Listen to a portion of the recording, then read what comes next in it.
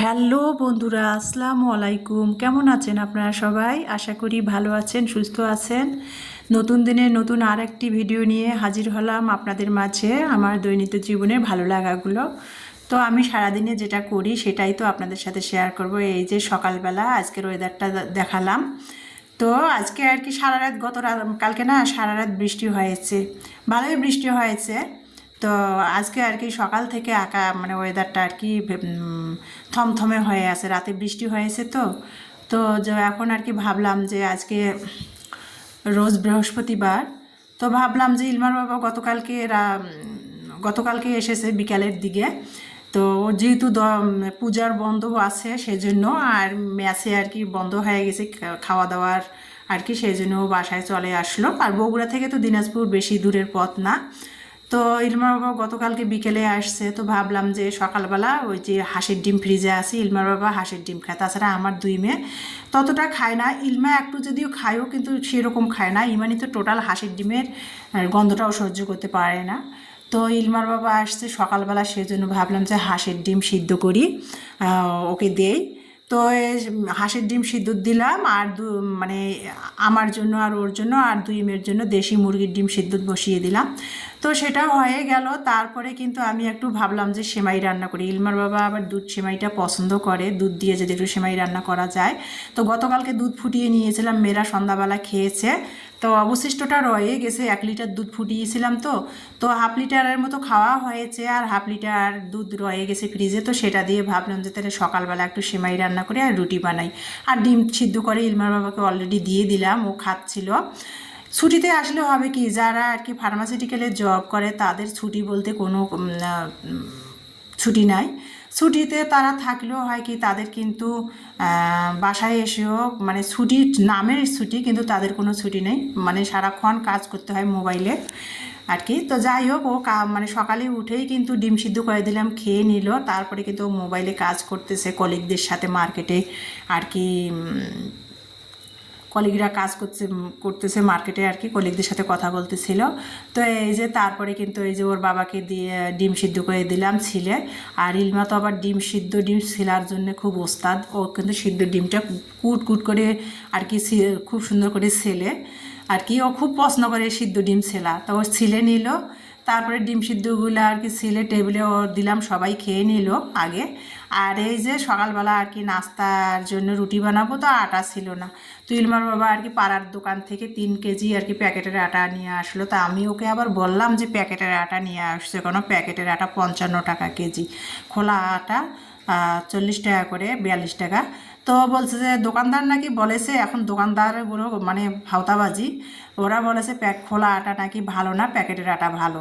চিন্তা করেন, প্যাকেটের আটা যে খোলা আটা সে 20 টাকা, সরি 10 টাকা বেশি, সেটা আর কি বোঝে না। তো তারপরে ইলমার বাবাকে বললাম যে তুমি প্যাকেটের আটা আনছো, প্যাকেটের আটার দাম বেশি, খোলা আটা সে 10 টাকা বেশি। তাছাড়া খোলা আটা তো খাই, খোলা আটা তো খারাপ না। তো দোকানদার দিল না, ভালো বলে না খোলা আটা, সেই জন্য আর কি প্যাকেটের আটা 3 প্যাকেট নিয়ে আসলো। তো এই যে তারপরে প্যাকেটের আটাটা কৌটার মধ্যে ঢেলে নিলাম, আর ওকে তো ডিম সিদ্ধ করে দিলাম। ও খাচ্ছিল সামনের রুমে, মোবাইলে কাজ করতেছে অফিসের। আর আমি রান্নাঘরে প্যাকেটের আটাগুলো ঢেলে নিচ্ছি। ইমানিকে বললাম যেহেতু লেট হয়ে যাচ্ছে, তাহলে তুমি এসে প্যাকেটের আটাগুলো কেটে কৌটার মধ্যে ঢালো, আমি তাহলে সেমাইটা রান্না করে নামিয়ে নেই। তো সেমাইটা রান্না কিভাবে করলাম সেটা তো আপনারা দেখতে পেয়েছেন আর কি। মানে বাদাম ছিল, বাদাম ভাবলাম যে একটু ভেজে দেই আর কি। তো ছিল না, শ্বশুরবাড়ি থেকে বাদাম দিয়েছে, বাদামগুলো ছেলাই হয় নাই। তো অল্প কয়টা বাদাম তাড়াতাড়ি করে ছিলে ভেজে খোসাগুলো ঝেড়ে দিয়ে দিলাম সেমাইয়ের মধ্যে, দিয়ে সেমাইটা আর কি দুধ দিয়ে রান্না করে নিলাম। আর আমি কিন্তু সেমাই যতই প্যাকেটের সেমাইগুলো হোক না কেন, কুলছন সেমাই, তারপরে কিন্তু আমি সেমাই একটু রান্না করি না, দুধ দিয়ে একটু ভেজে নেই হালকা করে, তারপরে রান্না করে দেখা যায় যে সেমার যে আলাদা একটা ঘেরাম থাকে সেটা কিন্তু থাকে না, একটু যদি একটু টেলিয়ে নেওয়া যায়। তো সেটা করে দুধ দিয়ে সেমাইটা রান্না করে নিলাম। তারপরে এখানে এই যে সেমাইটা নামিয়ে নিলাম। এখন ভাবলাম যে রুটি বানাবো। আমি আমার স্টাইলে কীভাবে রুটি বানাই সেটাই আর কি। আমি প্রথমে আর কি এখানে আটা নিয়ে নিলাম পরিমাণ মতো, তারপরে লবণ দিলাম স্বাদ মতো, তারপরে গরম পানিটা আমি ফুটিয়ে নিয়েছি। পানিটা আমি টকবক করে যখন বলক আসছে, পানিটা গ্লাসের মধ্যে ঢেলে নিয়ে তখন একটু একটু করে দিয়ে আটার ডোটা আমি বানিয়ে নিলাম। আর আমি কখনো আটা গরম পানি দিয়ে সিদ্ধ করি না, আটা আমি কিন্তু পানি বলক তুলে নিয়ে তারপরে কিন্তু এই যে হাতে মেখে আটার ডো তৈরি করি রুটি বানার জন্য। ইলমার বাবা এই রুটিটা পছন্দ করে, কিন্তু আটা যদি পানি সিদ্ধ করে, যদি আটা যদি পানির মধ্যে সিদ্ধ করে রুটি বানা হয় না, ওই রুটিটা ইলমার বাবা খেতেই চায় না, আমার পরিবারে কেউই খায় না। তো আমি ওই যে আমি কিভাবে আমার স্টাইলে রুটি বানাই সেটা তো দেখলেন আপনারা। আমি সবসময় এভাবে রুটি বানাই, তাতে রুটি কিন্তু শক্তও হয় না, মানে আর কি গরম গরম ভালোই লাগে খেতে, আর দ্রুত রুটি বানাও হয় আর কি। তো এই যে আর কি রুটিগুলো বানিয়ে নিচ্ছিলাম। আর এই যে একটা একটা করে দাঁড়ায় দাঁড়ায় সিঙের পাশে, আমার তো রান্নাঘরে সানসেটটা কম সেলিং নাই, তো সিঙের মধ্যে আর কি পিড়া বেলন রেখে একটা একটা করে রুটি বানাচ্ছি আর সঙ্গে সঙ্গে ভেজে নিচ্ছি। তো সেটাই আর কি সঙ্গে সঙ্গে রুটিগুলো ভেজে নিচ্ছে। আর এইভাবে রুটি বানালে না রুটি, আর আমি তো রুটির মধ্যে মানে আর কি আটাটা কম দিয়ে রুটিটা বেলি, আর রুটি এভাবে বানালে না বেশিক্ষণ বেলে রাখলে রুটি একটা থেকে আর একটা লেগে যায়, সেই জন্য আমি আর কি সঙ্গে সঙ্গে একটা করে রুটি বানাই আর ভেজে ভেজে নেই। আমার কাছে যেটা সহজ মনে হয় সেটাই আর কি। এক একজনের কাজের ধারা আসলে এক এক রকম, সবাই যদি একই রকম হতো তাহলে পৃথিবীটা একই লেভেলে চলতো, তাই না? তা আমি কীভাবে আমি কাজকর্ম করি, কিভাবে আমি কি করি, সেটাই আমার ভালো লাগাটা আপনাদের সাথে শেয়ার করতেছি, আমি যেভাবে চলি আর কি। তো এই যে তারপরে সেমাই রান্না করে নেওয়া হয়েছে, আর গতকালকের একটা ঘুগনি ছিল আমার মেয়ে, দেখেন ফ্রিজ থেকে বের করে নিয়ে এসে ঘুগনি দিয়ে রুটি খাবে। গতকালকে লুচি দিয়ে খেয়েছে, এখন বলছে যে ফ্রিজে অবশিষ্ট একটু ঘুগনি বাটিতে রয়েছে, এখন ওইটা দিয়েও রুটি খাচ্ছে। চিন্তা করেন, ওর ঘুগনি এতটাই পছন্দ, ও ফ্রিজ থেকে বের করে ঘুগনি দিয়ে রুটি খাচ্ছে। ও বলছে যে সেমাই এমনি খাবে, রুটি দিয়ে খাবে না। তো যাই হোক, মেয়েরা যেটা দিয়ে খেয়ে কমফোর্টেবল সেটাই খাক। তা আমি এই যে সেমাইটা নিয়ে নিয়েছি, ইলমার বাবা অফ ক্যামেরাতে খেয়ে চলে গেল। ওর যেহেতু ফোন, ওকে আর কি অফিস থেকে আর কি জয়পুরহাটে ওর টেরিটরিটা ওকে অডিট করার জন্য দায়িত্ব দিয়েছে, ও সেখানে যাবে, সেখানে একটু ঝামেলা হয়েছে ওর টেরিটরিতে জয়পুরহাটে। তো সেখানে যাবে, সেখানে আর কি ম্যানেজারের সাথে ঝামেলা বাজছে, সেই ম্যানেজারকে এসো মানে রিপ্রেজেন্টেটিভরা রাখতে চাচ্ছে না, বাদ দিতে চাচ্ছে, সেই ম্যানেজারের আন্ডারে নাকি কাজ করবে না। তো হেড অফিস থেকে আবার ইলমার বাবাকে বলেছে যে সেইটা আর কি অডিট করতে, অডিট করে আর কি তদন্ত করে যদি ম্যানেজারের প্রবলেম থাকে তাহলে ম্যানেজারকে বাদ দিয়ে দিবে, নিউ ম্যানেজার সার্কুলার দিয়ে নিতে হবে। তো ইলমার বাবা তো আবার এনএস মানে রিজনাল ম্যানেজার, মানে ওর মানে 4টা ওর জেলা দেখে আর কি। তো ওকে সে জয়পুরহাটে জেলার দায়িত্ব দিয়েছে, ও সেটা আর কি মোবাইলে আর কি করতেছিল। তো বলতেছে শনিবারে যাবে বলতেছিল আমাকে, তো এখন বলতেছে যে শনিবারে যাওয়া হবে না, রবিবারে ওর বগুড়াতে মিটিং আছে ওর কলিগদের নিয়ে, তারপরে আবার ওর জয়পুরহাটে পুরা মার্কেটটা অডিট করে ম্যানেজারের কোনো সমস্যা আছে কিনা সেটা দেখে, খুঁটিনাটি দেখে তারপরে আর কি ম্যানেজারকে রাখবে কি বাদ দিবে সেটা আর কি ও বিবেচনা করবে। যেহেতু হেড অফিস থেকে অর্ডার দিয়েছে, সেই জন্য বলছে গতকালকে শুক্রবার, আগামীকাল শুক্রবারও চলে যাবে। তো মনটা খারাপ হলো যে আসলা মানে গতকালকে বিকেলে, আজকে বৃহস্পতিবার, আজকের দিনটায় তাহলে কিসের জন্য আসছে অহেতু গাড়ি ভাড়া দিয়ে। তো যাই হোক, কী আর করার, চাকরি করতে গেলে তো অনেক কিছু ত্যাগ স্বীকার করতে হবে। বউ বাচ্চা যদি অসুস্থ হয়, ফার্মাসিউটিক্যালে যারা জব করে তাদের কিন্তু বউ বাচ্চা অসুস্থ হলে বউ বাচ্চাকে ফেলে আগে তাদের মানে কাজটা আগে আর কি প্রাধান্য দিতে হয়। তো যাই হোক, কী আর করার, কিছুই করার নাই। চাকরি করতে গেলেও অনেক কিছু স্যাক্রিফাইস করতেও হবে, আমাকে সেটা মেনে নিয়ে এত বছর ধরে চলতেছি, এখনও চলতে হবে, কী আর করার। আমার মেরুদণ্ডর ব্যথা, ইলমার বাবা বলছিল যে ডক্টর দেখাবে, তো সেই জন্য বলছিল, তো ডক্টর দেখাবে বলছিল যে বৃহস্পতিবার, তো আজকে তো আবার দশমী দুর্গা পূজার। তো ইলমার বাবা বলছিল যে দেখি যদি ডক্টর বসে, ডক্টরদের সাথে কথা বলে যদি বসে, খোলা থাকে ডক্টর চেম্বার, তাহলে তোমাকে ডক্টর দেখাবো। তো অর্থোপেডিক্স দেখাবে বলেছিল, আমার যেহেতু মেরুদণ্ডর ব্যথা। তো কী আর করার, ইলমার বাবা ওই যে সময় নেই, পাবে না ও আর কি, অফিসের আসার পর থেকে অফিসের কাজ নিয়ে ব্যস্ত। তারপরে আবার বলছে আগামীকালকে শুক্রবারে চলে যাবে সকাল সকাল। মেয়েরা বলতেছে আব্বু তাহলে একদিনের জন্য কিসের জন্য আসলা, অহেতু কষ্ট করে। তো মেয়েদের বলছে কি আর করার, চাকরি করতে গেলে তো যেতে হবে আম্মু, এটার মন খারাপ করার দরকার নাই। তো যাই হোক, আমার আর ডাক্তারও দেখা হবে না। আজকে বৃহস্পতিবার, যেহেতু দুর্গা পূজা দশমী, দুর্গা ভাসাবে আর কি, বিসর্জন দেবে। আজ তো মানে ডক্টর চেম্বারগুলো ততটা সেরকম খোলা থাকবে না আর কি, অর্থোপেডিক্স ডক্টর বসবে কিনা ইলমার বাবা বলতেছিল। আর মোবাইলে অফিসিয়াল কাজগুলো করতেছে, আমি আর ডক্টর দেখাবে বিকেলে না দেখাবে কেউ, আমি ওই অপেক্ষায় না থাকি, আমি তাড়াতাড়ি করে কাজগুলো করতেছি।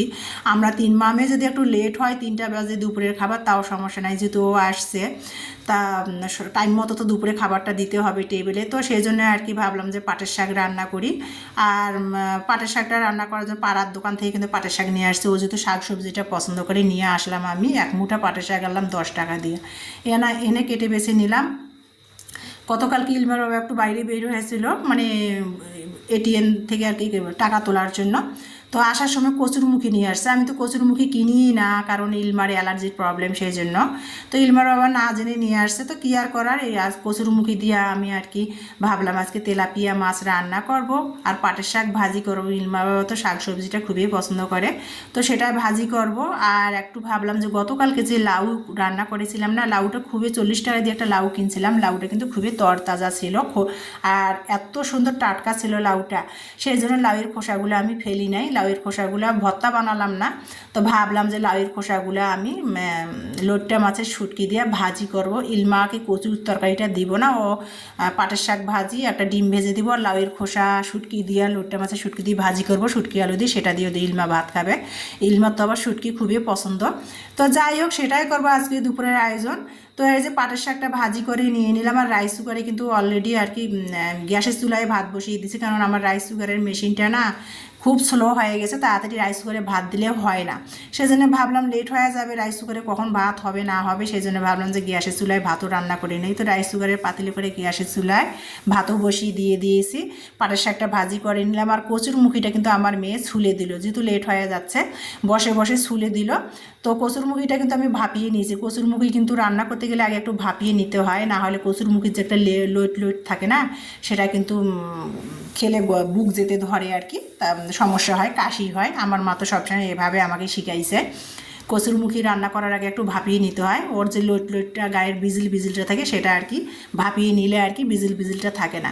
তো সেটা করে তারপরে আমি পানিটা ঝরিয়ে নিলাম, একটা বলক তুলে নিলাম কচুরমুখীটা নিয়ে আর কি পানি ভালো করে আর কি ধুয়ে নিলাম। তো গায়ের যে বিজলাটা থাকে না, সেটা আর কি চলে গেল। তারপরে মশলা কষিয়ে রেগুলার যে মশলাগুলো দেয়, আমরা তো আবার শুকনো মরিচের তরকারি খাই, সেই রেগুলার মশলাগুলো দিয়ে আমি মাছটা কষিয়ে নিয়েছি। ইলমার বাবা তো ভাজা মাছের তরকারি পছন্দ করে না, মাছ কষিয়ে রান্না, যত বড়ই মাছ হোক, ছোটো মাছ আর হোক আর বড়ো মাছই হোক, মাছ কিন্তু সবসময় কষিয়ে রান্না করতে হয়। ও ভাজা মাছের তরকারিটা পছন্দ করে না। তো ইলমার বাবা একদিন 2 দিন যে 2 দিনে থাকে, ওর জন্য মাছ কষিয়ে রান্না করতে হবে। তো মাছটা আমি সব মশলা রেগুলার যে আমরা তরকারিতে মশলা দিই, সব মশলাগুলো দিয়ে মাছটা কষিয়ে নিয়ে তুলে নিয়ে তারপরে কিন্তু কচুরমুখিটা দিয়ে আমি মাছের তরকারিটা নামিয়ে নিলাম।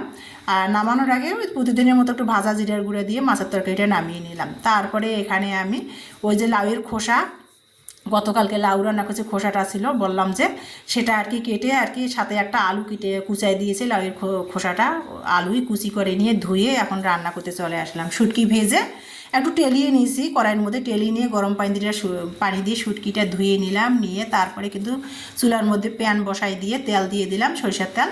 তারপরে পেঁয়াজ কুচি, রসুন থেতো করে দিলাম, দিয়ে তারপরে কিন্তু হলুদের গুঁড়া, লবণ আর জিরা ধনিয়ার গুঁড়া দিয়ে আমি তারপরে আর কি শুটকিটা ভেজে নিয়ে লাউয়ের খোসা আলুটা দিয়ে ভাজি করে নিলাম। আর ফ্রিজে ফ্রোজেন করা ধনিয়া পাতা ছিল সেটাই দিলাম। আর লাউয়ের তরকারিতে বলেন আর লাউয়ের খোসার ভাজিতে বলেন, ধনিয়ার পাতাটা দিলে না মনে হচ্ছে শীতের যে ফ্লেভারটা তরকারি সেটাই কিন্তু লাগে। তো এই যে তারপরে অলরেডি কিন্তু ইলমার বাবা খাওয়া শুরু করে দিয়েছে। ইমানি ইলমা ভাতের প্লেট নিয়ে ওরা টিভি দেখতেছে আর খাচ্ছে, ইলমার বাবার সামনের রুমেই বসে খাচ্ছে, দুইজনে আমরা খাচ্ছি।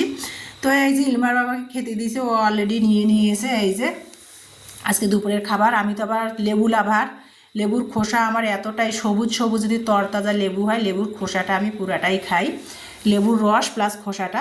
তো এই যে পাটের শাক ভাজি, লাউয়ের খোসা আর কি লোটটা মাছের শুটকি দিয়ে ভাজি করেছি, লাউয়ের খোসার ভাজি, আর এই যে কচুরমুখী দিয়ে মাছ রান্না করেছি, সেটা দিয়ে আজকে দুপুরে খাবার খাচ্ছি বন্ধুরা। আর আমার ভালো লাগাটা সেটাই আপনাদের মাঝে শেয়ার করতেছি। এখন বাজে দুপুর 2টা। তো এই যে আনসিজনে পাটের শাক, সিজন তো এখন পাটের শাকের নাই, তারপরে কিন্তু পাটের শাকটা মজাই হয়েছিল। আর আমি তো লেবু লাভার, লেবু খাচ্ছিলাম, লেবুর খোসা। তো ভিডিওটা আজকে এই পর্যন্ত। আল্লাহ হাফেজ।